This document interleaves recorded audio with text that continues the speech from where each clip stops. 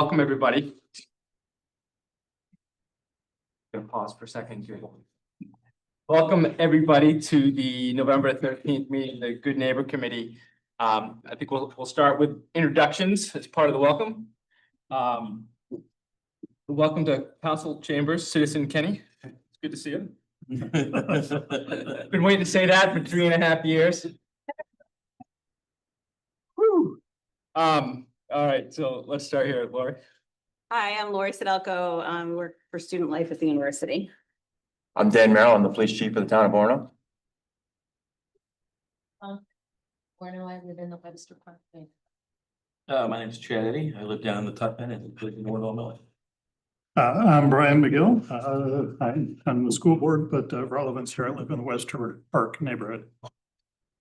Hi, I'm Pete Verhar. I'm the Greek life representative from the meeting. I am Joseph Elliott. I am the UMSG liaison to the Orono Council.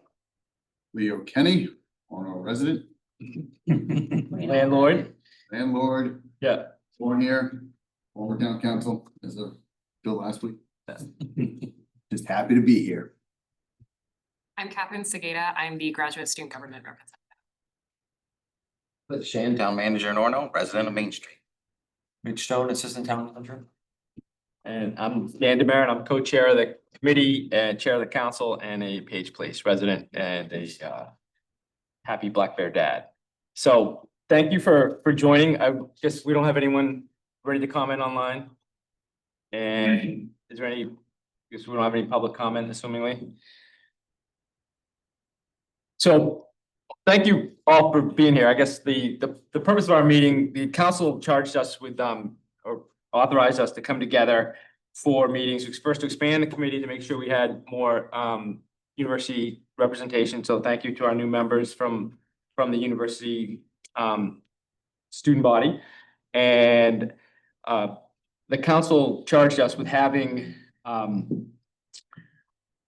additional meetings after the Good Neighbor work of the summer and the enhancements or updates to the disorderly property ordinance to have conversations about how implementation is going. It was very important to the council, the Good Neighbor Committee, I think, and it seemingly has been implemented as such that we use a very careful approach to how we engage with education engagement around the changes made to the disorderly activity ordinance and and enforcement. So we'll hear a little bit about that, but we wanted to first start with sort of a discussion about what we heard from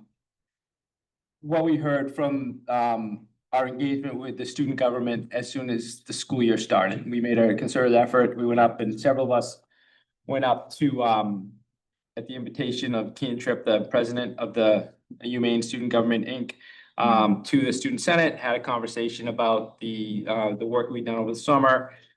And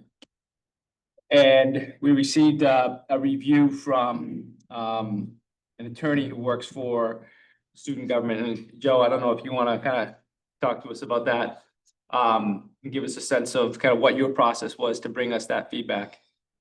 I mean, I think our lawyer, Sean O'Mara, looked over the new ordinance and he and Keegan presumably went through and created a list and a memo sort of talking about issues that he saw with the way it was written currently and potential solutions, potential changes that we'd like to see. I have the changes in list format as well, but the memo also should cover all of these points.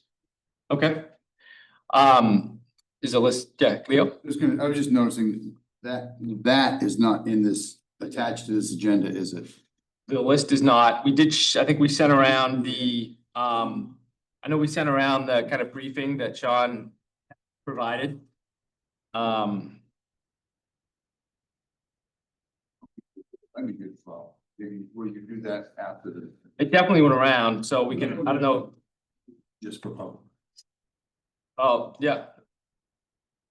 Trying to think This on. Okay, thanks. And do you have your list in the electronic format that you could reply all to the group with, or? I believe so. I can find it. Okay. And I know we had a chance to share it with the, with town attorneys and, I don't wanna use, we didn't speak a lot about, sharing that feedback. We did not go through the process of, we didn't have a briefing and a counter briefing, but you want to give us kind of a ballpark of what you? Yeah, so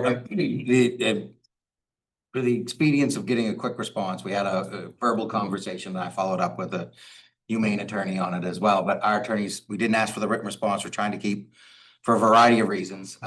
It could get into a very lengthy review. The short of it is that anybody can challenge any municipal ordinance.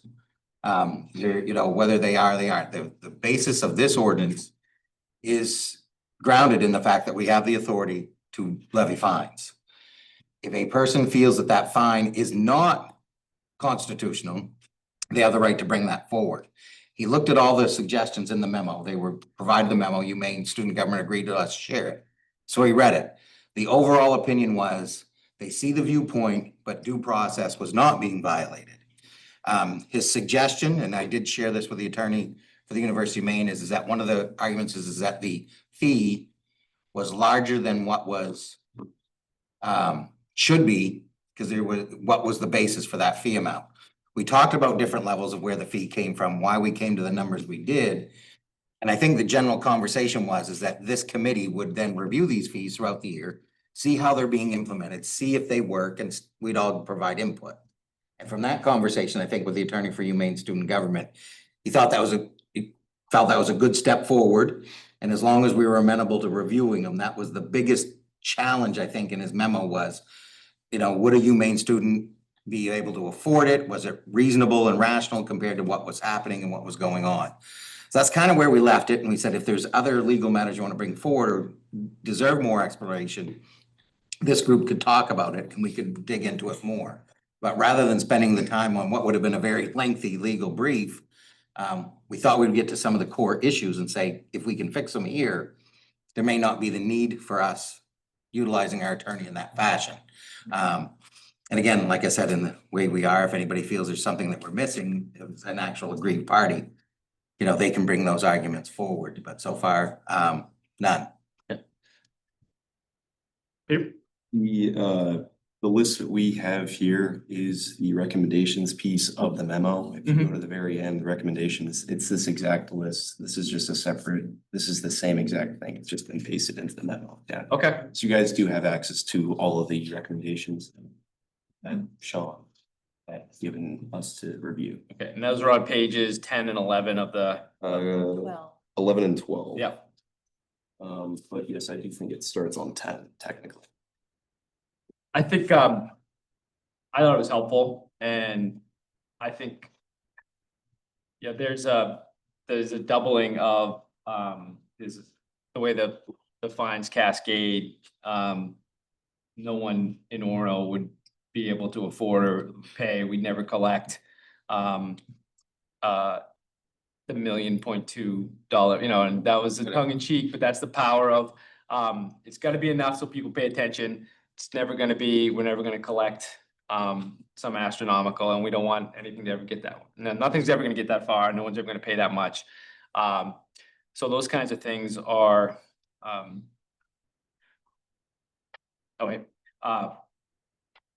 I think that the process we'll have with this meeting, we'll meet again over the winter and then in the spring. Or maybe, I think our next meeting of this would be March and then June or July. As we learn from, the next agenda item is kind of like a student perspective. So I'm hopeful that we can get a sense, like we can keep these recommendations as sort of opportunities for discussions and improvements. And then as we talk about what, the next item is going to be student perspectives from Humane members on what the experiences have been over the, since people came back to campus. We're going to hear from, and we're gonna hear from the police chief and the town manager about what it's been like since the ordinance was, updates were in place. And we'll hear from other community members around the table. I'm very interested in hearing everybody share perspectives if they've been hearing about the impact of the ordinance, if they feel like it's made an impact. And then over the course of this process, over the next several months, I suspect we go back to the council with some recommendations on the first year to improve this ordinance and have it be something that's a better fit for where we want to be as a collective community, if that makes sense. Yeah, and yeah, and I think when you get to the different sections, the chief and I have met on every Yeah. single one of the incidents this year, and we have some takeaways already that we're starting to Okay. know answers, but some things that we're noticing ourselves that could be suggestions for improvements that may or may not. Some cases they relate to your suggestions, sometimes they don't, but I think we've got some good ones to discuss as well. Does that make sense to folks? So, Yeah. so are you, and I think I get what you're saying, it doesn't, the one thing I think that jumped out for me, I really appreciate that document, and I thought he had a lot of good points made in there, to be honest. That doubling thing is something that I think shouldn't be there, to be honest. I think the fact that after 10 incidents, you're at $1 million is just silly, and it really, like, we can say, well, we're never gonna get there, but we're never gonna get there. We know we would never want to, I don't think we'd want to charge someone $20,000. I mean, I think that really should be reconsidered. We had discussion about that here. Matt brought it up several times, and Brian even. I mean, I agree, we're not ever gonna charge somebody $1 million for having a party. But on the other side, if somebody has been non-responsive after 4 consecutive parties, what is the appropriate response? There's There's lots of opportunities to engage and fix things, what? It's not to take their property, which is basically $1 million. That's what that is. Okay, so what's the appropriate response? Oh, I mean, we could look back at whatever it was and when did that not work? I think. 1,000 was not working, right? These people are making, So maybe. many property owners are making way more than many absentee property owners are making way more than $1,000 in profits. And it was not, it wasn't working. So somewhere between 1,000 and $1 million. Define not working. Ours weren't stopping that were supposed. But I mean, I don't know how many were levied. I don't think we know any of that. I feel like we probably hadn't charged anyone, to be honest. I don't know that for sure. But I feel like nobody's probably received that $1,000. So I don't think you can say it's not working. We can probably agree that 1,000 is not hugely significant. But it shouldn't elevate to tens of thousands of dollars either, where you're basically confiscating someone's property essentially. So I just think it's just not it's not. There's an appropriate limit to be found, yeah. To be in there, so that, And but we don't need to run through and do any one-off changes, I think also is what you were. Yeah, and we may not need to wait until June to do, maybe there's some things we do coming out of this conversation. We start, maybe we queue something up. Let's see how the evening goes and where we land, but I do think, I guess this was the top agenda item because we wanted to acknowledge that we got this feedback from student government and wanted to acknowledge it and make sure that as we move forward and listen to how the implementation has been going and the engagement and awareness work, just kind of be aware of these suggestions as we move forward. So that makes sense. So let's talk about what the perspectives have been. It's Catherine, Joe, and Peter, do you have students know about it? Is there I know it's been in the main campus once. People have been, what's the word? What's the T? Is that the term? Is that what I see? Probably 5 years ago. Ah, well. Spill the. Stop. Discussed, I've talked about this with a couple friends. I've talked to people in my classes, over the last week or two, just trying to get kind of a gauge for what people really know about this and what the implications could be. The general consensus that I've found from talking to, say, probably 30 to 40 other students is they don't really know about this at all. Although it was sent to, I think, I don't know where it was sent, but I think it was sent to students. A lot of students don't check their emails. I myself am guilty of that sometimes, but a lot of students are not fully aware of what this ordinance is what it could imply. And so I don't think people really know much about it right now. I mean, obviously I've reviewed the documents, I've gone through the ordinance and I have an understanding, but there's only so much that we can do to inform as well. I don't know if you know people who are involved as well. I Yeah. don't know. I can say I've also talked to people about this, and outside of people who are like on student government or like acutely aware of these types of issues, like the vast majority of people don't really know about it. They wouldn't know about it until they were getting fined for it, at the very least. So, like most people don't know. I'll say that. And is there a difference between students who live on campus and off campus? I mean, in theory, this applies to on campus, but in practice, on campus has its own approach and procedures, but are students who live off campus more likely to know about this than students on campus? I would say that the students on campus have a better opportunity to know because if you're living in a dormitory or if you're living in Patch or DTAV, there's bulletins, you have RAs, they can put things up and it can be brought to your attention. Whereas I live off campus, I live at the reserve. That kind of thing isn't broadcasted by the reserve. The reserve doesn't share an email to us letting us know about these things. Same with the AV, Orchard Trails, or smaller residences in which you're just renting a house or an apartment. Students who are off campus that are affected by this probably are at more of a disadvantage because they don't know much about this and this directly affects them rather than the students on campus who, I mean, if you're just leaving your dorm, you can read a bulletin. If you're in the elevator and see this. So that's the general consensus. It's harder for students who are living off campus to kind of hear about this, in my opinion. But Kevin? Yeah, I oversee commuter programming for the university. It's my GA position there. And my student workers are overly involved and they are aware of the ordinance and they're all commuter students. But I do know like their roommates, their friends do not know about this town ordinance. I talked to the graduate student government last week to get some feedback to bring to you all. No one had feedback because no one knew about the town ordinance, but they did see the signs and my student workers, and I'm also involved in many more things on campus, and everyone I talked to about the signs said that they were kind of offended by them, like because they didn't know about the ordinance and they completely understood what occurred last year that has brought all this to attention. And I had one student worker just brought up that she felt like it was, offense is not the right term, but she felt like the sign was like overwhelming in the response. Even though they're very sympathetic to what happened last year. So that's kind of what I've been hearing from off-campus students. And almost all graduate students are off campus as well. Although we do live in other areas, a lot of us are Orono residents. I just want to like respond as a person that was in part of the meetings this summer.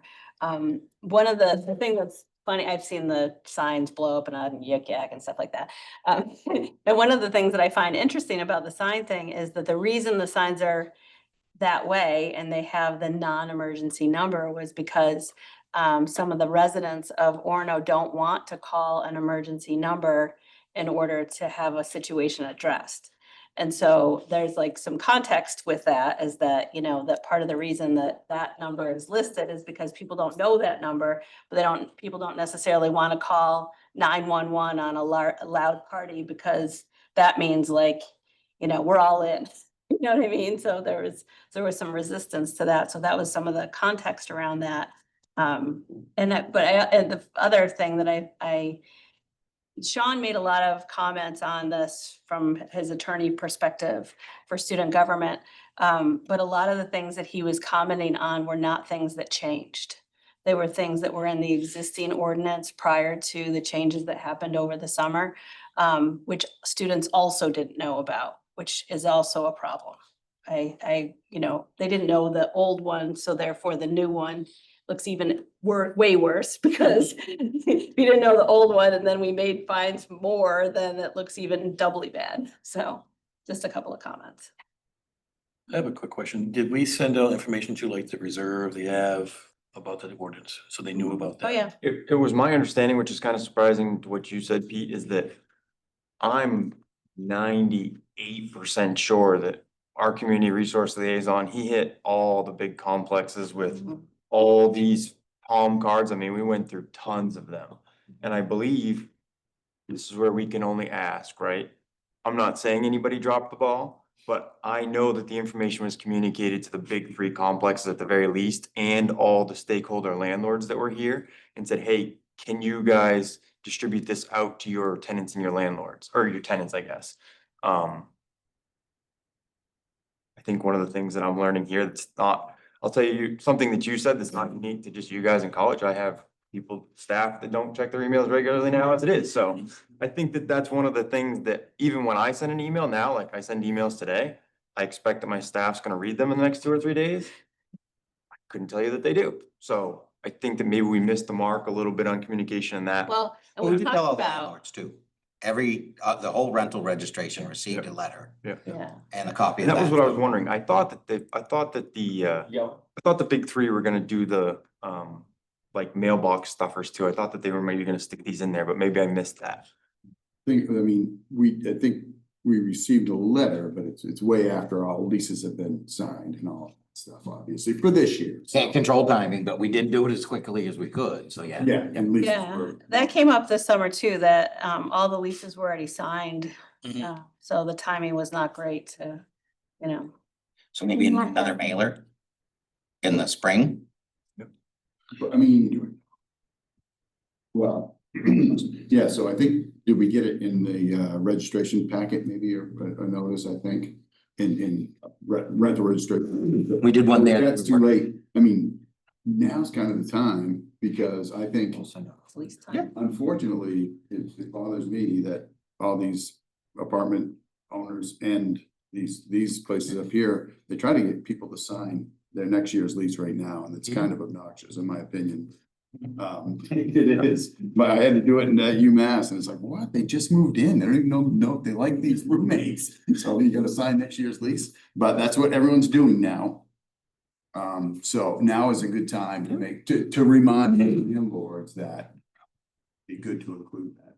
You should, that's a way to, you know. We're gonna use I think we talked about this. We'll suggest they talk to others. We're not gonna tell them how to do it. We gotta be careful, and that's the attorneys, like even came out of the ordinance. Don't suggest they put it in their leases, because then we're exerting undue influence. So that's where we kind of drew the line there, that we weren't gonna go that far. Yeah, that's part of what the structure of the responses are, is that you want people to be partners and kind of spreading the word and the engagement. So, have you heard any stories about anybody running into, Chief Merrill and his staff with their unopened emails? In terms of, I'm teasing you, Dan, but you brought it up. You put it on the table, it's gonna get picked at. But I mean, just to the students, like anybody that's been had a conversation, had an event that resulted in a violation? Personally, I have not. Yeah. Okay. I haven't heard anything from the graduate students, but I did have a student worker tell me Halloween weekend, she was out on a sidewalk and there was a house, it was near Webster Park, that was very, very loud, but they were trying to make sure that everyone stayed in the house. Yeah. So I don't know if that's anything, Yeah. but they were being like, they were probably aware of the ordinance because they were being like very specific about how they were running their party. Sure. Yeah. Yes, they were, because I was there all night. So maybe we're gonna hear hockey and football that weekend. I said, that's gonna be a problem, but it wasn't. Yeah. We had some in the They're area. perfect angels. Yeah. Some in the area. Well, good. Well, that's something, but we'll hear more about kind of what the enforcement's been like in the end, I suppose, but, okay. I got just a quick question Sure, Chuck. about communication and missed emails. Does the university have a students' cell phones where they send mass text messages? We don't send them to cell phones, Okay. no. I just didn't know if We that was used to do another avenue. that, but people would get very upset with us about it. Just the emergency alert. Yeah, it's the emergency system, but this is not an emergency. No, we have, I mean, we have an app that we can send push notifications to the people who have the app, but if they don't have the app, then. I mean, I'm a professor, and I, it's like you said, it's. And like you said, it's not like non-students are that It's not. different, it's just hard to reach people. I sit there on the school board, and we try and reach parents, and it's like, we push out an email, we push out a Facebook post, we push out an Instagram post, and still half the people say, oh, I didn't see it, right? And so, I don't know how be interested in thoughts about a way to solve that problem, but I also don't know if it's a completely solvable or realistic request that we only enforce laws that everybody knows about, right? I agree. Do you think there's other ways we can reach students? But that's very tricky because missing emails is probably the most common thing, and which is why most people don't know about this until I talk to them about it. Yeah. About it. But I've always found that if there's a paper, I'll read the paper. Yeah. If it's something about them in my mailbox, I'm gonna read it. I'm gonna figure out what it is. If it's in my email, sometimes I will miss those emails, and I think a lot of students are similar to that. I'm not really sure how we could do that, but with certain houses that might be, say, repeat offenders, that might be an issue. Delivering some sort of paper to that house that in the mailbox or something. So if we go to the fraternities that host parties, if you leave basically kind of just a paper in the mailbox or something like that, so that someone's going to check and be like, oh crap, we should, probably read this because this can impact us. Or We gotta jump in on, the fraternities, we didn't contact, because they're not governed by this, yeah, because they're humane properties, so they're like a dorm. We're not gonna cite Oxford Hall, we're not gonna cite a fraternity. Those are outside of our purview, but yeah, I get the point. That's a great, Yeah. I just didn't, this has come up 2 or 3 times. I wanna make sure we knew the fraternity conversation was kind of left out. Yeah. yes. If you guys have houses that you guys are specifically, if we could go towards those, if a paper was left, I'm sure that the point would most likely get through to them rather than saying, something from the university. So you say leave a door knocker or something to provide them information about the ordinance. Or tape it to a pizza box. Yeah, that could be it. We could get every box that goes out for 2 months. It's just an idea, and I'm about Seriously, that might be demand for council. We'll rate on those every pizza box next fall. We order pizza. Could you do like a resident, just do resident at, I mean, we know all of the rentals in the system anyway.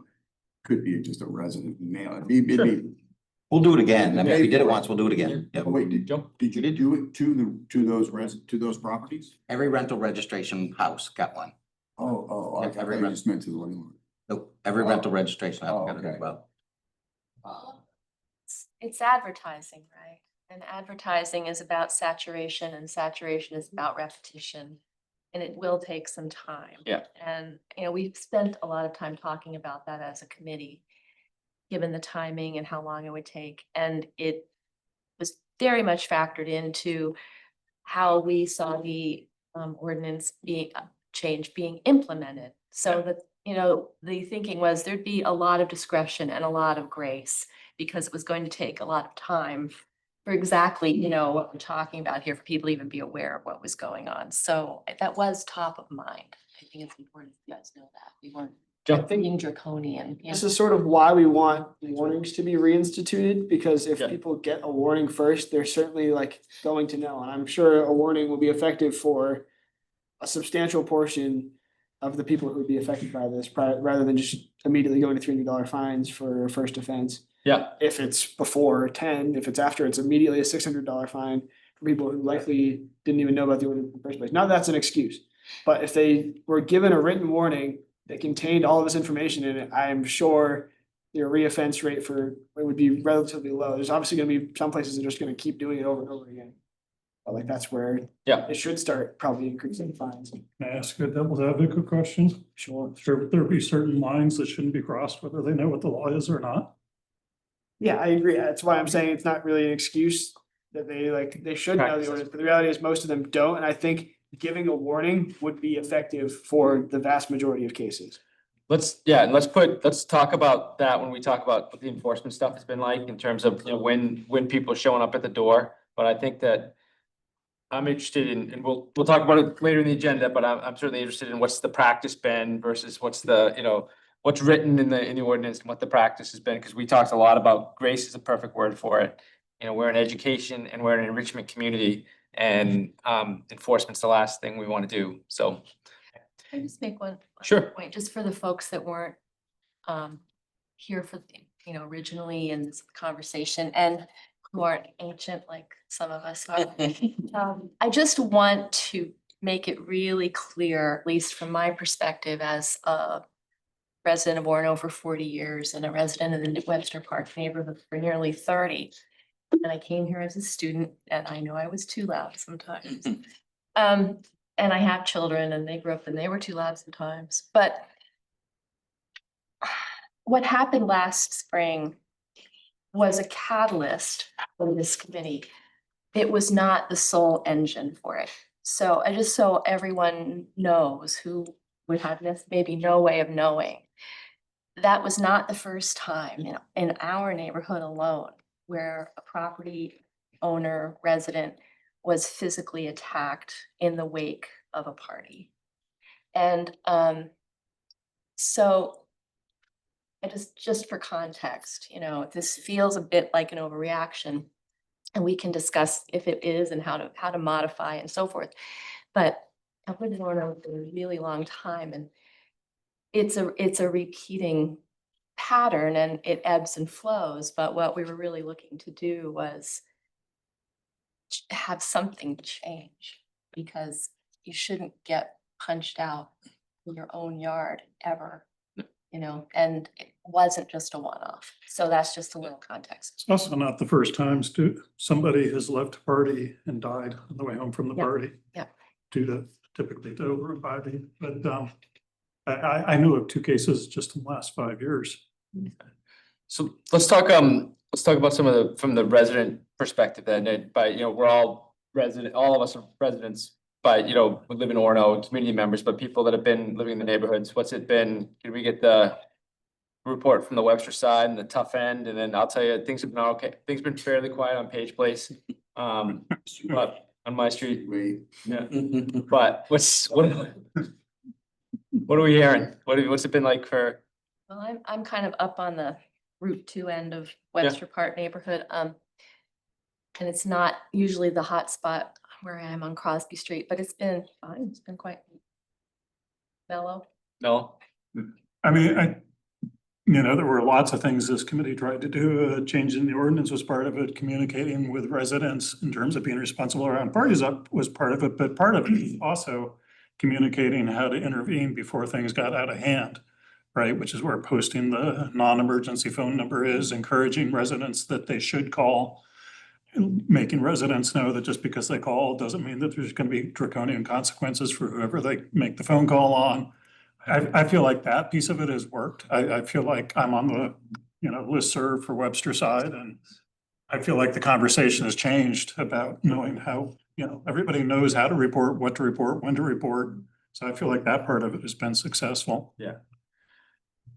Chad, No issues down the tough end. The students that moved in that we had previous problems with before, went over, met them, talked to the parents, just welcome to the neighborhood, and it seemed to start off really good on a good foot. So no complaints there, and so I think things are going in the right direction. The only thing we don't have is one of those signs down in the over on that side of the town. I don't believe so. going near the library, I think, on Is there one by the Summer library? Street, Pine Street, but there's one by Harvest Moon. yeah. Yes, there is one. And to the extent on the sign piece too, Kathy, just, there was, how do people engage? People didn't want to call, there was a resistance to calling, like, Diane Breen's not here. She's, I like you all, but she's like, she's been great about, sharing stories, and she just refused to call she would not call 911. And the whole committee felt like 911 wasn't the right spot, the whole committee but me. I told everybody they were wrong, but I don't get to be right all the time. And so we agreed that the noise and nuisance, the 24-hour non-emergency line was the right approach. To having something and it's part of the Orono Engage initiative too, where the town manager under his leadership is trying to be more responsive to constituent concerns. And so you scan the QR code, and that's where you can, all sorts of things you can report on that form. So yeah, I don't know how to, want anybody to feel like the signs are overwhelming, I guess was the term you used. So I don't know, and maybe some of the education can help with that too. And I think it's important too, we're not out to look to get students we're actually looking to develop a great community. Yeah. And be a resource for you guys, like the neighbors I have, like, hey, this is where you can go fishing, this is where you can go for lunch or something like that. Develop a relationship with your neighbor and neighbors, I should say. And I know I'm not looking out to get anybody in trouble. I want them to enjoy their stay here in Orono and come back to be contribute back to them when they get older. So I think it's important to know we're not out to get any student or anything like that. And importantly, I mean, they obviously apply to everybody. The law applies to, Yes, we're very careful about, Yes. Leah? The anecdotal stories are good and they're fine. I'm curious, and I didn't see anything in the packet, but are we gonna look at data? Yeah, we're gonna talk about In that. this Yeah, it's on, meeting? it's on got the, it's number 6. So, Did we get a copy of it or no? no, it hasn't been a report yet, so, all right, so shared stories, and we're gonna hear, from the town manager and police chief in a minute, but in terms of the Orono Engage tools that we have, I think we've kind of we started covering that a little bit in terms of what the engagement awareness was. I think Jody, you're absolutely, these things take a long time to kind of create awareness. And the challenge we have as a community that is, has so much turnover in our residents, every year Orono gets at least 2,000 new residents, right? That's just the residence halls, never mind. But so the challenge when you have a transient population is every year there's a new crop of folks that, and part of this work is trying to bake into our system as a community, how we welcome people to Orono. That's why we did the Orono Festival Day as a bookend to Welcome Week. We wanted to build into our infrastructure the ability to have a community event that really welcomed people to town. And that's what this work over time, we think will accomplish. But we have to pull all the different levers that we can and figure out which ones work, which ones don't, and we're never gonna get full awareness. And we're always gonna have to have some grace, because there are people who are gonna be, oh shoot, I didn't know, or I didn't mean to be, okay, well, here's your tip and please act accordingly, and we'll see what happens. So any other thoughts on the engagement tools and what we can learn? I suppose the communication planning will continue, and we're not gonna hold anybody to a standard that there's 100% awareness of. I think from the student perspective, it would be helpful to have people on campus tabling in the Memorial Union about this, perhaps collaborating with my department on it. I was actually gonna offer on a step side. We have an event called First Friday Bagels, known well. What's we it get called? First Friday Bagels. First Friday of every single month, we give students Bagel Central bagels. We get over 150 students, almost all entirely commuter students. And I think it'd be a great opportunity to start the conversation in the spring semester with those students. I mean, you can talk to them while they're literally putting cream cheese on a bagel. It's great. Or the And- donuts in the parking lot one too, Yes. that's popular. We give out over 400 donuts in the parking lot to commuter students as they're rolling up to class, like literally rolling up to class. We hand them through their doors sometimes. And I think those are great tools to use to reach out to students. And then I also know I rent through Foresight Management, and Michaela over there has done an excellent job. She sends us text reminders. Halloween weekend, we got one. The ordinance exists, know about it. And so I don't know what other management companies are doing, but Michaela over there is on top of this. That's fantastic. Again, I don't know how many students read those texts, but I do. Yeah. So yeah, I think there's a lot of ways that the town council or people from this committee can come onto campus and be with the students to tell them. And Yeah. even like coming into a GSG Senate meeting and just telling people like, we are the town councilors. This is who to refer to, this is the ordinance would be helpful, and I can help with Yeah, that. I think we'd be happy to do that. And I think the bagel thing sounds great, and It's fun. yeah, We just want a bagel, yeah, that's for you. no, I'm not gonna turn down a bagel. Not Bill's Bagel in Orono. I know. I We do mean, Bagel it's- My Central. kid washes dishes there for like 5 hours on Saturday mornings, and it's good for his soul. Once in a while, he brings home free bagels and bread. So that's a great idea, and I think we ask and urge people who have ideas, we might be in the main campus, with a story, and, we did a, you know, the front page with the Orono Observer and, you know, the social media. So it's just constant, it has to be constant but we've got to make our landlords have to be, you know, property owners have to be a big partner in it too. And as this summer, there was urgency this summer based on the incident. And one of the lessons we've learned, you know, I've learned is in my short time as a counselor is you gotta strike when the iron's hot sometimes, and you have to be, you know, we met every week for 6 or 7 weeks on Monday mornings, and that was what it took to get something kind of done. So we'll have, and that's what these meetings are about, just to kind of improve on what we already did. The pendulum swings back and forth, right? So you kind of, now we'll find the right mix. But Clint, do you wanna, if anyone doesn't have any questions about what we've talked about so far, do you wanna kind of walk us through what, since August 19th, what, how things have been and what the data or example? We've got a nice memo summarizing it, so you can get it in letter form, and then we got a I guess call it redacted spreadsheet of how we're tracking it internally. Just so we understand the general agreement, address, names, not public information. Are they foiable? Possibly. We'll cross that bridge if somebody wants them, but we're not gonna be actively publicizing them. Neighborhoods, sure, we can talk a little bit about it. But so you'll see that it's coming around. Chief, do you wanna maybe lead us off with how things are going on your perspective, and then I can kind of talk a little bit maybe on the administrative side. As the lead in, I would just say of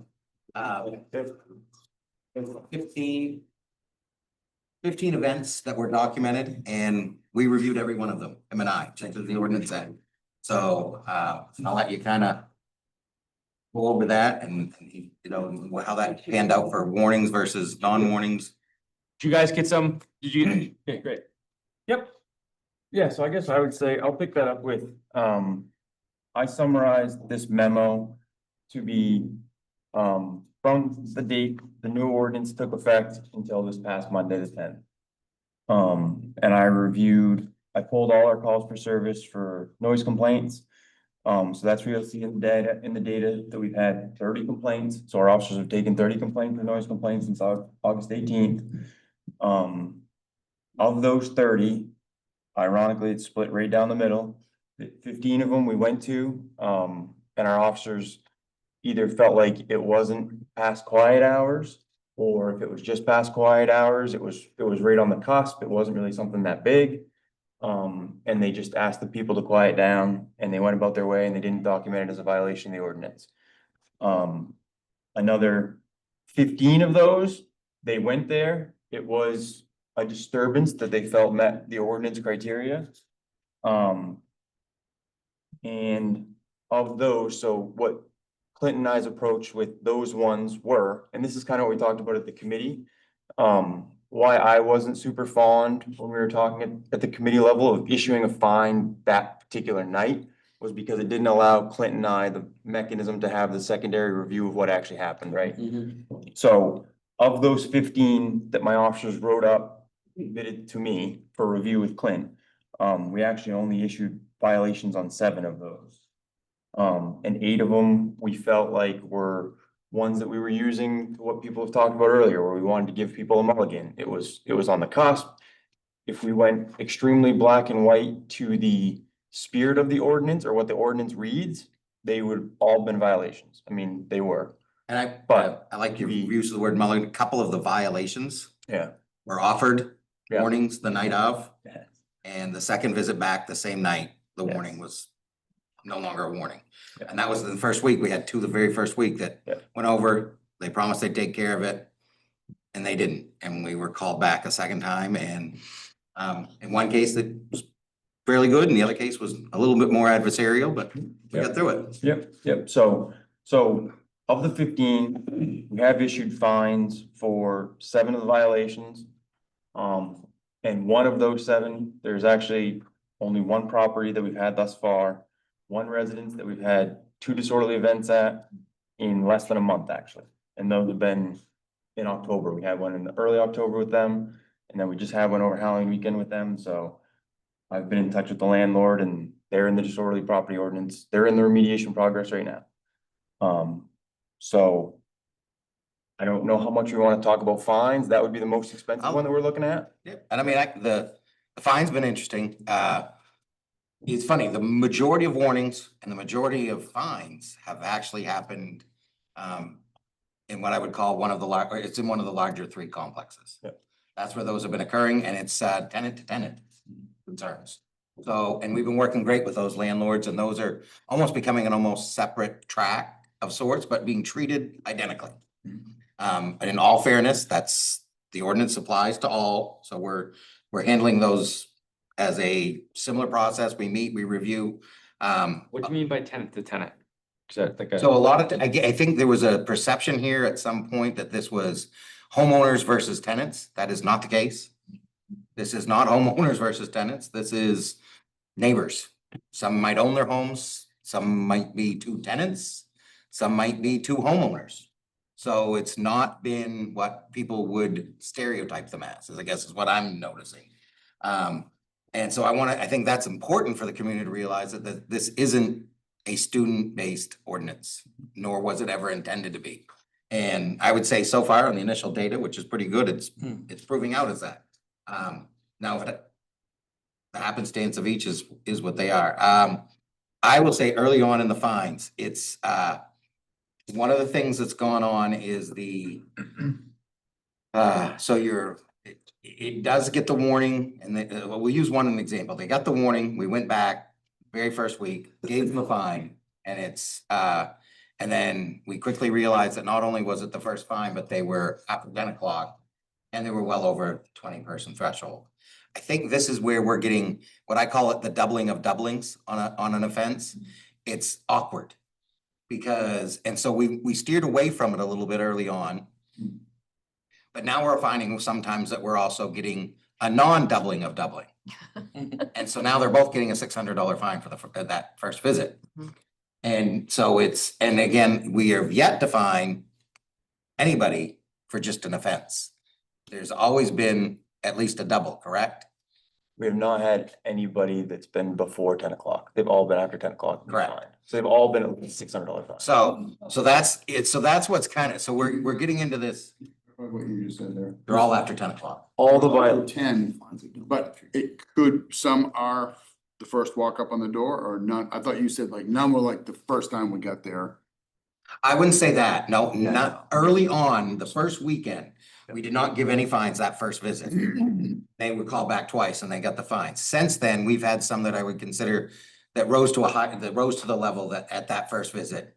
And it's been long enough. They needed to get fined. So I would- on Halloween, we had a fine that was a first visit based upon a complaint. Yeah. But there was other activities upon the arrival that made it clear that this is not one that could be let go with a warning. And I would say that some of the discretion that we've exercised that I've talked a lot about with Clint is that I think being conscious of the money, I couldn't tell you off the top of my head how many of these could have actually been twos just by the strict number of what the ordinance is of being more than 20. But we opted to just pretty much exclusively make all these disorderly ones just because we wanted to try and minimize the fine and do what we talked about in the committee too, which was let the landlord know you've had a problem at your residence to give them a mulligan. So while we may not have given everybody, the landlord a mulligan, not the tenant, but the landlord a pass. I'm pretty confident that more than half of these would have been more than 20 people at a residence that would have automatically been a disorderly 2, and we felt that wasn't necessarily the route that we wanted to go. Because we also pre-agreed before the very first weekend that it was going to be a disorderly 2 could happen. Right. But it would, and again, I'm gonna use a phrase that you'll know it when you see it. And we We left haven't had- ourselves that latitude. And everyone we saw, we could not say, it was a 1,200, you knew it when you see it. We've had them in the town. None of them this year hit that. So they've had them since I've been here. None of them hit it this year. And I would say as a takeaway, my viewpoint as the manager in the complaints, we're not having that first blush, big blow up, disorderly 2 kind of events this year. Why? Is it education? Is it the fine?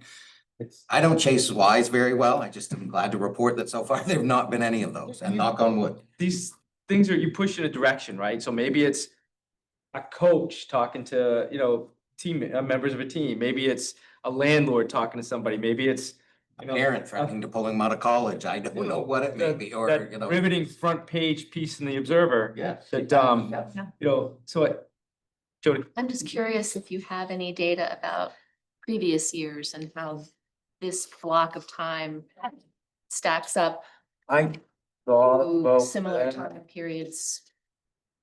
I don't have it off the top of my head.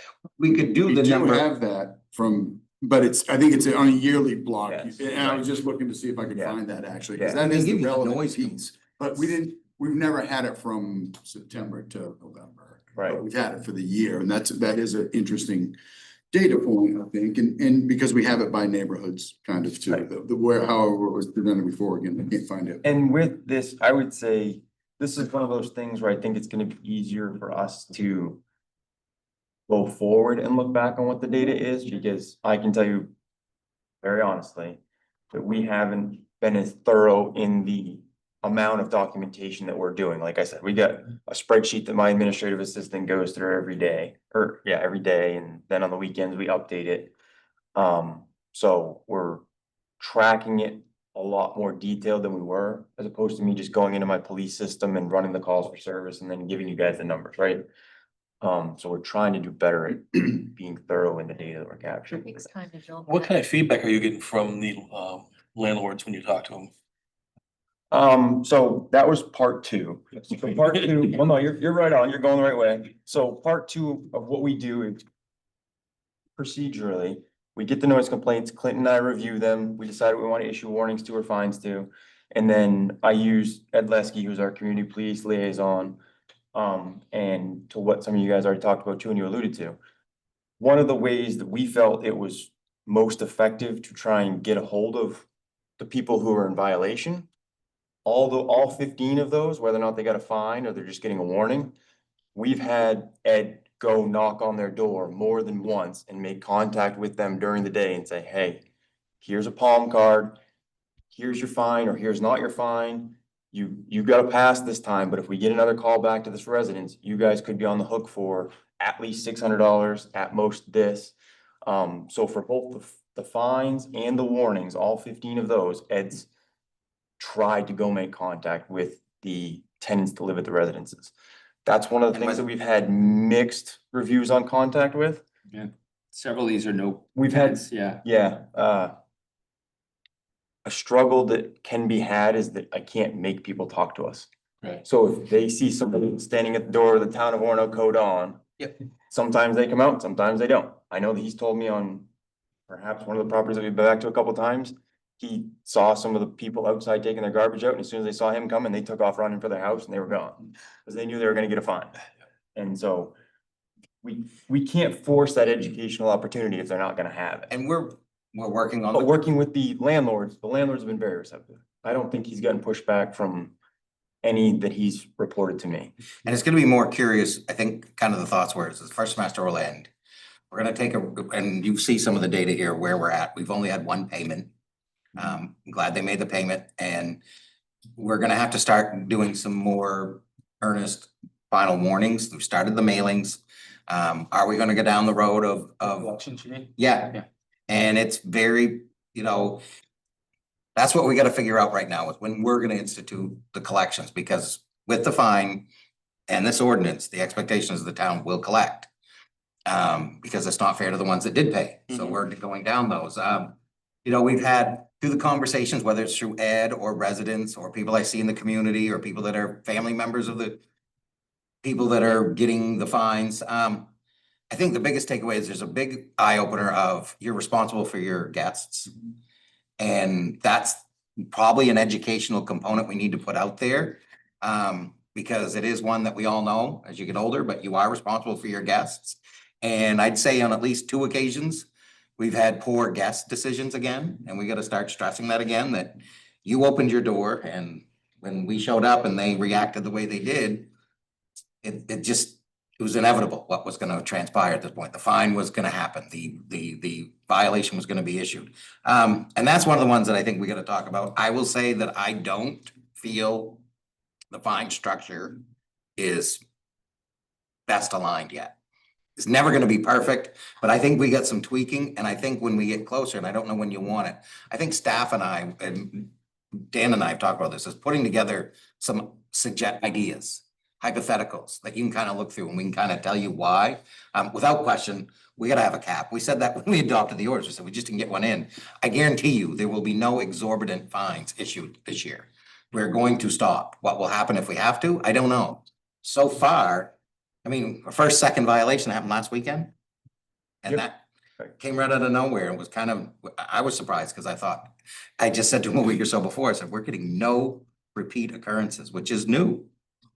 We used to get repeat visits and they're not getting them this year. That's what you want more than anything else, right? There's no repeat visits, no persistent. Yeah. Enough skin in the game in the first visit that there's never a second visit. Yeah. Yeah. Joe, you have something? I see that one tenant was evicted. Do we know more information about that? They were unevicted, right? Is that the one that was unevicted? What's unevicted mean? Did they They get? hired an attorney and the attorney got them a second chance, I think. I Is that- think so, yes. Yeah, that's our understanding. Is that eviction was served because there was ongoing issues prior to our It's not visit. the first. Was yeah. not on our first visit. There was other issues. And then we understand that they did seek legal counsel and they did convince the landlord to allow them to stay. I think there's one more, there's been a couple warnings issued of one recently, if you get another violation, we're going to be Yes. evicting you. There's, But that's up to the landlord. We don't facilitate that. That was their remediation. The property owner that we're working with, that's had the two disorderly events, that's in the remediation process with us, has been in communication with me as recently as this afternoon. I flipped it Yeah. to Clint just before the meeting today, and that's what they've communicated. They said that we've sat them all down and we've told them very clearly. And it's not Another- 100% either. It's saying, You a will be- future violation Right. may You will lead be to a. served with a notice of eviction. Yeah. But. Correct. Yeah, I think that our goal was to try and accomplish this education and enforcement with deference being given, but also I'd gotten from this committee that we wanted to try and change the culture and the approach of how we were doing noise complaints, how our department was doing noise complaints, and we wanted it to be a little more strict and firm. And so that's why we have issued some fines. I will say the other good, in the remediation, they're required to tell us the tenants' names. One of the big things that's really hit me and that everybody's gotta understand is that we know tenants change. With the requirement of the names, us doing disorderly twos or extreme violations, if tenants have turned over, is almost zero. Again, we're trying to prevent that a prior bad tenant led to because it's a disorderly property. It's not a disorderly person. It's a property that gets that label. And so what we're trying to do is make sure that even though that property is having that, we work more with the landlord, that why is this property with multiple different tenants always getting back on the list?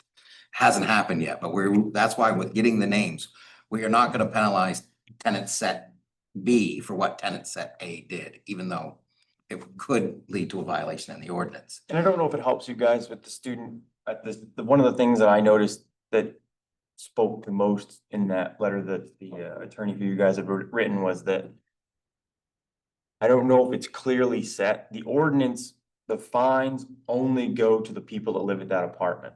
And that's the thing that I've always stressed, as long as I've worked here in Orono for over 17 years.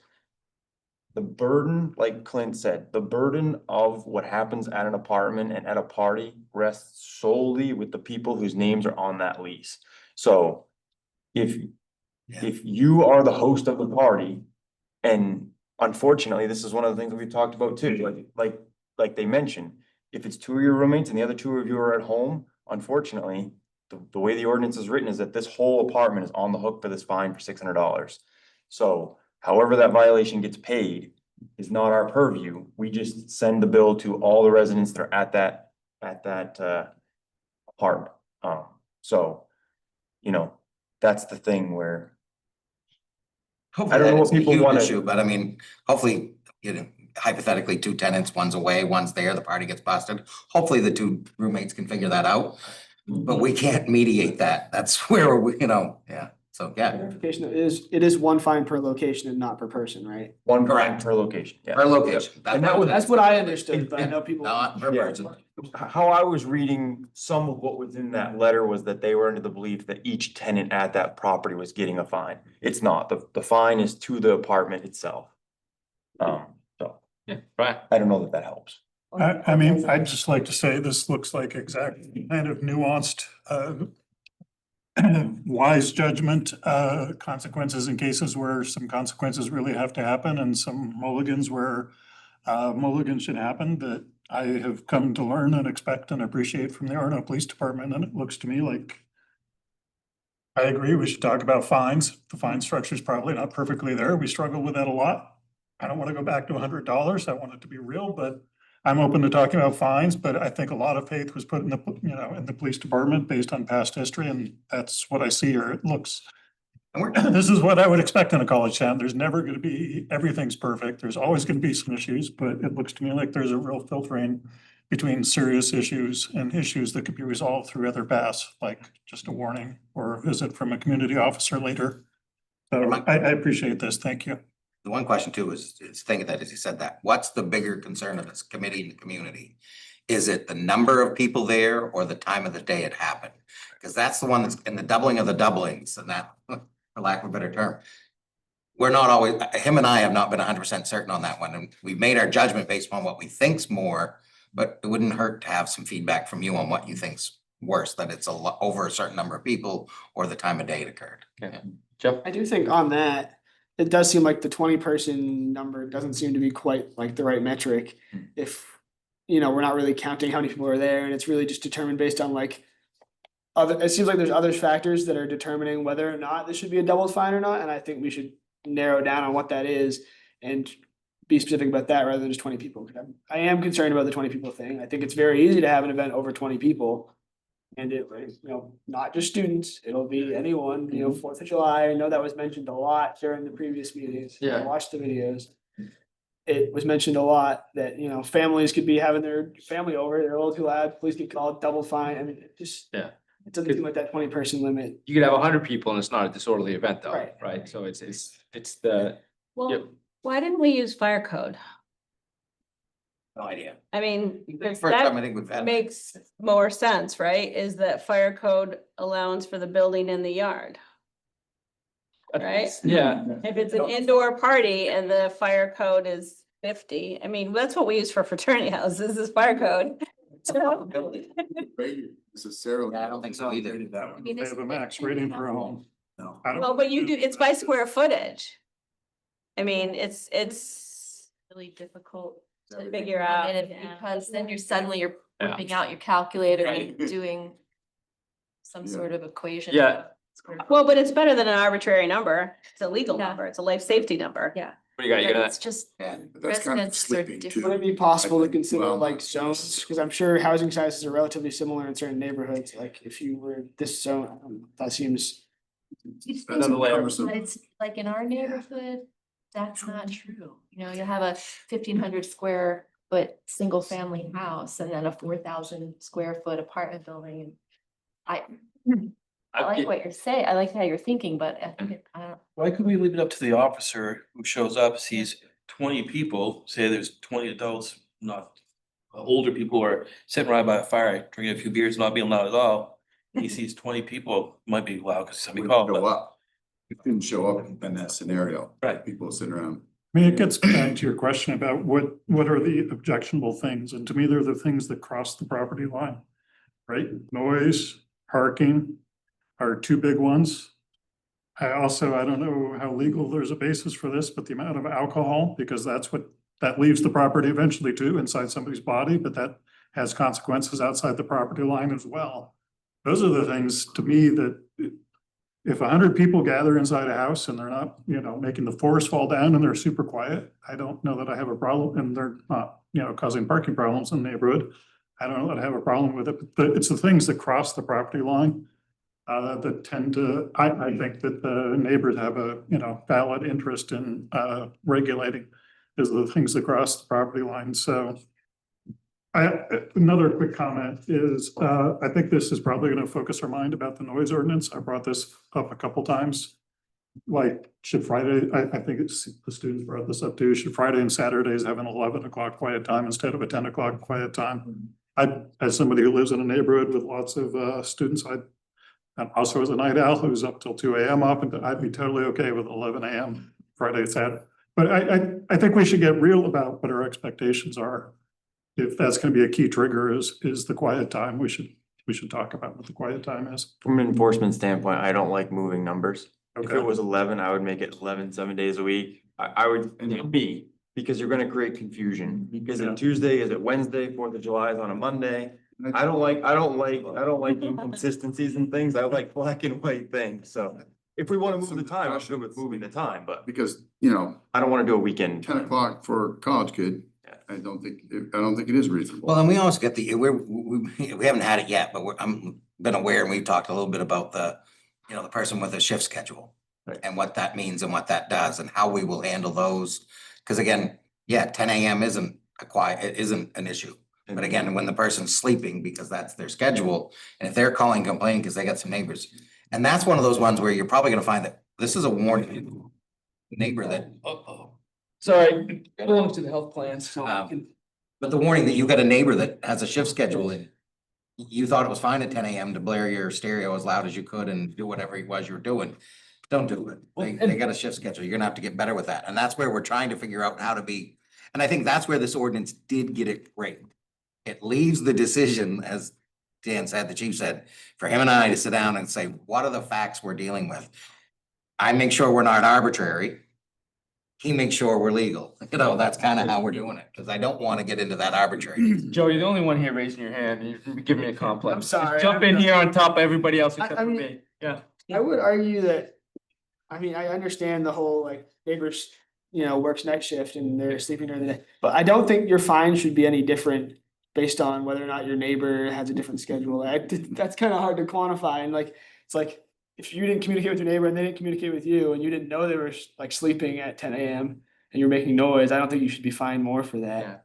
The residence halls. I'm a little. No, I don't agree. I agree with them more. I think the issue is, and we'll use main day as an example.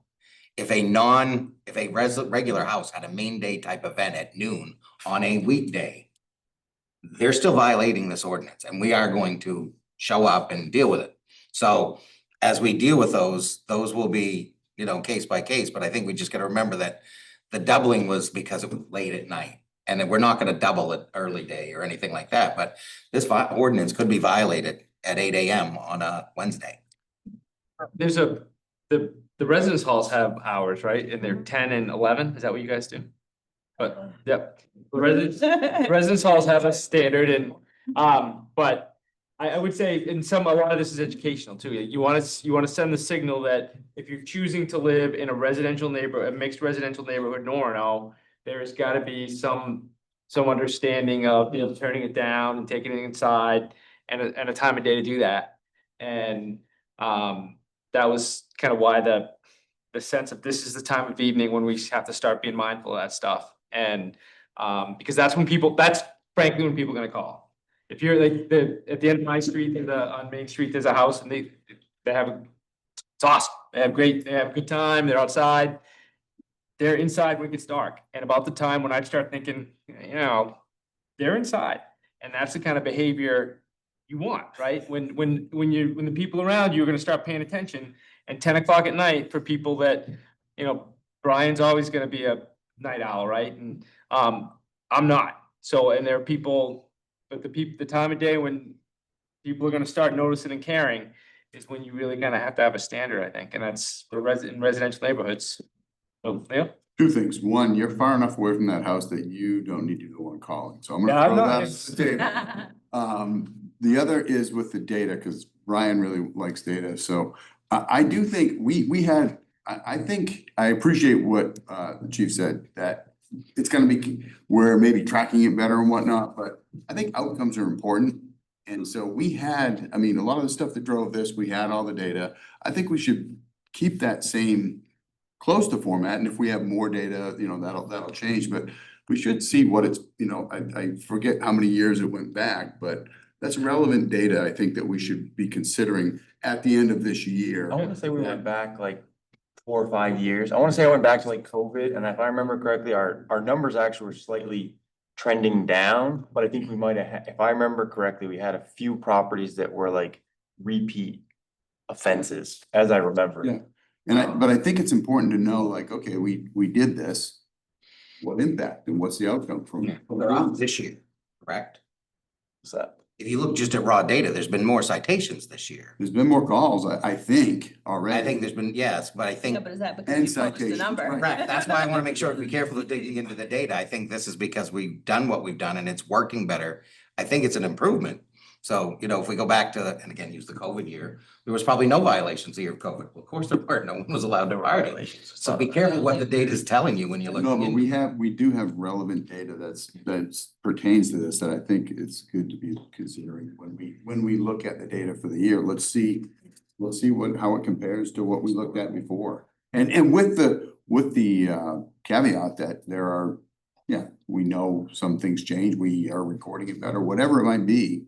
But still, we're not starting brand new. We're not starting fresh here on concerns with neighbors.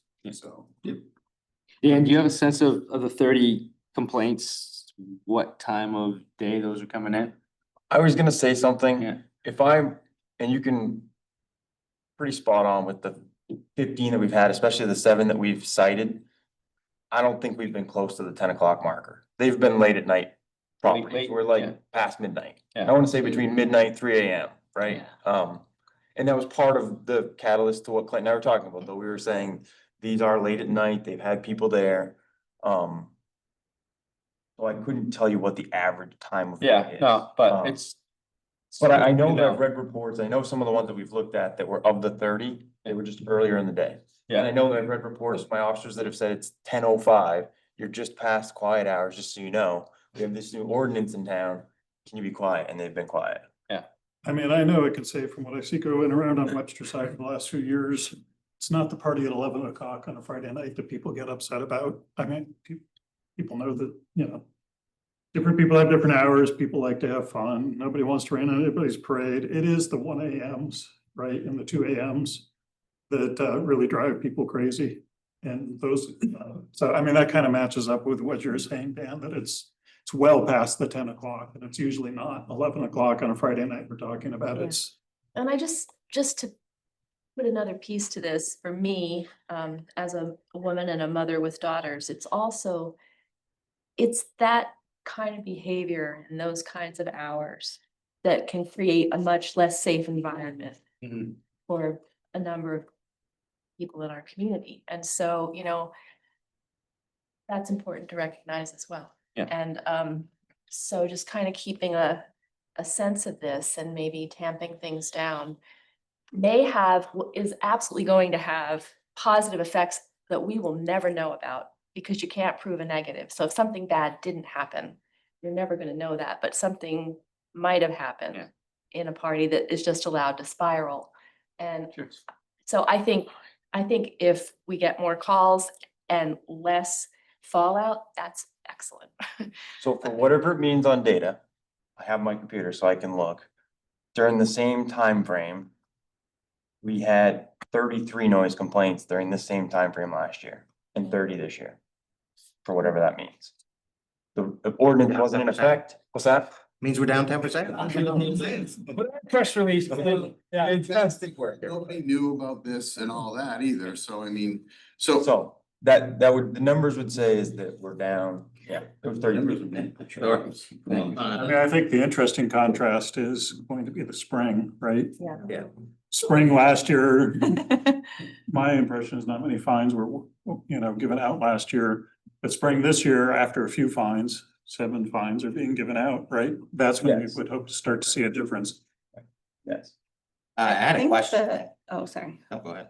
I was- I was just gonna, back to the feedback and the ordinance and things like that. If the officers or you and Clint, when you're reviewing it, have discretion to give warnings instead of giving violations, I do think it should say that. I mean, if that's true, that's how we're enacting it, then why not just say that in the ordinance so that we can, it's the discretion of the officer or, you know, whatever, but it just seems to me, right, but if okay, let's just say everybody in this room blows up in this building and we've got a whole new group that's enforcing next year. There's no warnings, because I'm gonna read this to the letter of the law. I mean, to me, if you're gonna enact warnings, and that's gonna be part of this learning environment that we call Orono, then why not have warnings written into at the discretion of the officer? I think that's more policy and procedure than it is ordinance. I think that makes an ordinance messy, kind of, for one. Because, so then, I mean, if, you know, no one's read the ordinance, let's be honest, but if they had, then they know No. they've got a negotiating chip in their pocket to be like, to be angling to go, oh, come on, just a warning, you can give a warning. So I feel like that's more policy procedure. The ordinance states what it states, and then policy procedure says how it'll be kind of carried out. That's my take. I don't know, I think that gets messy in an ordinance. Fundamentally, how the ordinance is governed, to Leo's point to some degree, is how the town manager and the town council want us to exercise the ordinance to some degree, right? Like, part of what moved this needle for us was they said, we want it to look different. So we made it look different. I would say that we've done hard work to make it look different. Mhm. Whether or not that different needs to change is another conversation, but I think that to Leo's point, I think that completely upending an ordinance, I think that there's whoever the governmental bodies are that want to pull the strings on the ordinances is Yeah. up there. And you gotta remember, the officer does have the ability to give warnings right now. That's what the ordinance says. It's up to the officer's judgment on that scene, and that's what we've liked. The ones that aren't, that we're getting to the review, is when they made the decision. That leaves the police chief and in consultation with the town manager to determine if the disorderly property, they can waive it again. There's a second opportunity at that. And it does say it. I guess maybe what you're saying is maybe we could say it clearer, and I think I see that. I am curious too, and then with the students here and with what your interactions, the time has really come up a few times. How many parties start before 10 o'clock? Not. It's kind of what I mean, I'm a parent too of college aged or as close to college age kids. I didn't party that early on either. I mean, it was later at night. So maybe there is something to talk about that our doubling, it's not that we don't want it, because it's finable at any time. I think our doubling time might be something that we need to kind of consider, because it's, yeah, whether that's, because you know, if it's at 9:30 or 10:30, it's gonna get a fine if it's fine worthy. And maybe that's, Start getting busy till 11, Mhm. 11:30. well, I mean, then, candidly, there's not many bars that are open late anymore. Right. So, the whole COVID changed that. Pete, whole what do you thing. think? Yeah. I thought, but never mind. No, but yeah, I mean, Yeah. this is a safe place, right? Yeah. I mean, we are recording it, so be mindful of that, but. Yeah, first I do have a question. I apologize, I don't know the answer to this. How is the noise measured? I know it's discretionary, but is there a way that officers gauge this? I know it's is it 200 feet from the property line? So It's fully discretionary? yeah, so this is something that came up in the committee too. We actually have two different ordinances that often get blended. Yes. We have a noise ordinance that has decimals and times and everything paired to it. And then we have a disorderly property ordinance. We're only existing in this whole conversation we've been having tonight is only in the vein of the disorderly property ordinance. The noise ordinance is more code enforcement driven. Yep. Businesses, you know, like they mentioned in the attorney's letter too, you know, the business licensure that they seek through the town to have their vitulers licenses and stuff, that's the ordinance that we would use when we get complaints on businesses. We don't typically use that on private residences. We use the disorderly event one. So no, it is, you know, I think Clint said it best, and it's probably sort of abstract for some of the people that are here at the table that haven't ever done our job a whole lot, but it's like we get it trained, and you know, you use the officers that have been around a while so that when I'll never forget, one of the first things that I was told when I was on FTO is like, you'll know it when you see it. And then I'm like, no, you don't really know. And then like you go to it a few times, you're like, okay, yeah, I get, you get the feel of what's acceptable and what's not. And like Brian had mentioned a little, if 9 times out of 10, if when I get out of my car and I open the door and I can hear music, it's like, I'll be too loud. It's 1 o'clock in the morning, I can hear it from the roadway. We use a common sense approach. And it's a property line. And it's right. It's the officer discretion standing at the property line, is it excessive? Right. So it's tough. It does also say that if you're in That's right. violation of the town's noise ordinance, which is the one that he was referring to, but we can't enforce that middle of the night. We'd have to, you gotta measure noise for You gotta do an hour ambient for an hour, straight. you gotta do it for an hour. Doesn't you gotta work. do it, it's quiet. No.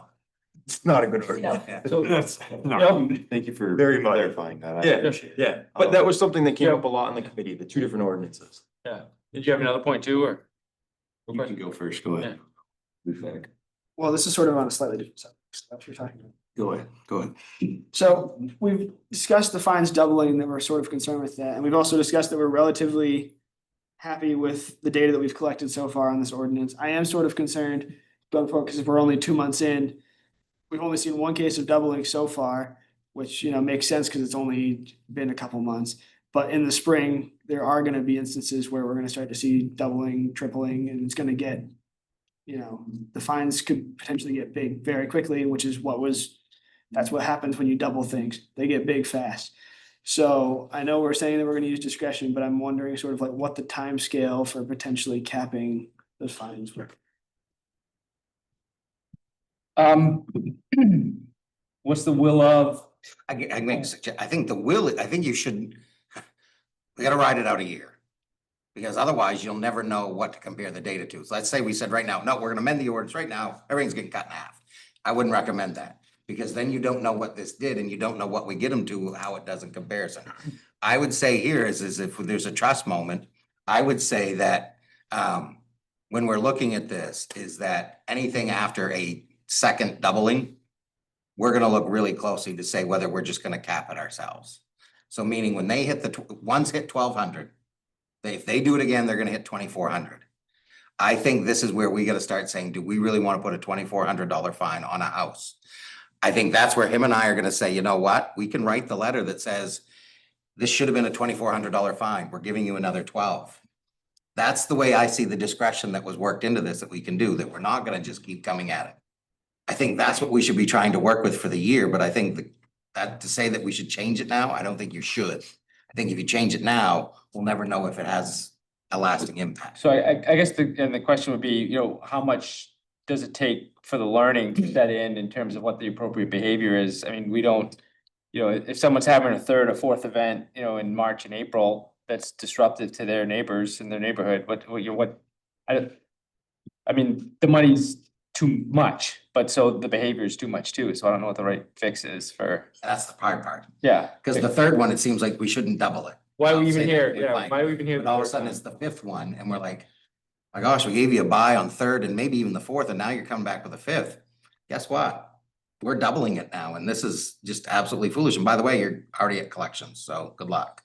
I would wonder what the landlords, you know, at that point, the landlord's been fined 2 or 3 times. Yeah, they're just one behind, right? So the landlord One is. buy. But they can't do it, they've got a 90-day process of kicking someone out, so Right. it's. And we've always said that's one of the, and we've talked about this, and this is the last, the waiver of so what happens if the problem is fixed and yet we've got $4,800 worth of fine sitting? What are we gonna do? Are we gonna go to the collections with the landlord and the tenants? Tenant doesn't live here in town anymore, landlord's fixed the problem. I don't know. Can't register for classes. But that's the hard part of what will we do? I wonder if we'll just say waive collections. Or only collect the first 600, or I don't know. This is where the equity of this one's bothering me a hair. Because we gotta make sure that if people are paying the fines, which is what we want them to do, that everybody's held to the same level of accountability. So it's not like we can make them go away either. I think your approach is common sense and reasonable, so I think that's all good, but I think back to the data, making sure we know like what it theoretically probably should have been as we're starting to think about how we're gonna do the fines, to know that we had 3 that would have been, you know, $30,000. And I think capturing that's important, and it's common, I think that makes sense how you're doing it, but that's why it shouldn't be written differently in the ordinance, I think, for the attorneys. I think, does it make sense to commit to having a conversation on the fine structure at the end of the year, like over the summer? So we come back and we'll engage members of the committee. I would not recommend this roll through another year without another conversation of fines. You Yeah. have, that's right now today.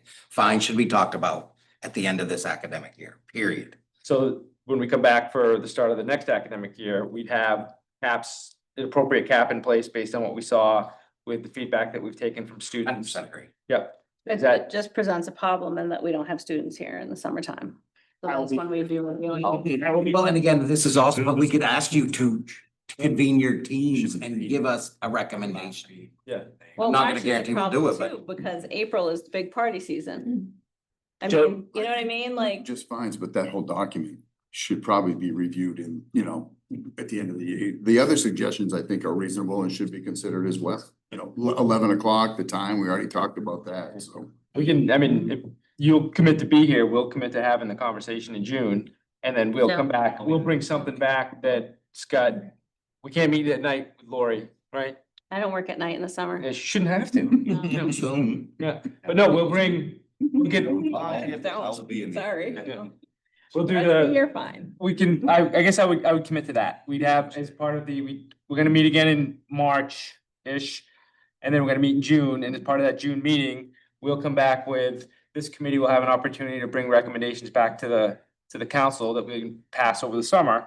So that we have have limits in place, a cap in place for the fall, and we can communicate that, and I think that's a positive step forward for kind of this work and other changes that we may identify that we need to make as well. So 2 big action items is repeated mailings for increased effort at communication, right? And to have the discussion at the June meeting about fines. Yeah. Yeah, Jody? I love this and I feel like, I agree with, revisiting all of it. And I feel really comfortable with the discretion that our chief and our town manager are using. And I think that there's no big gotcha game going on here. And if anything, I mean, I'm more sympathetic with the first time violator who didn't know. Yeah. I know that the fines doubling sounds really scary to people, but clearly we're not gonna let that go crazy. But think about it like this, once you know.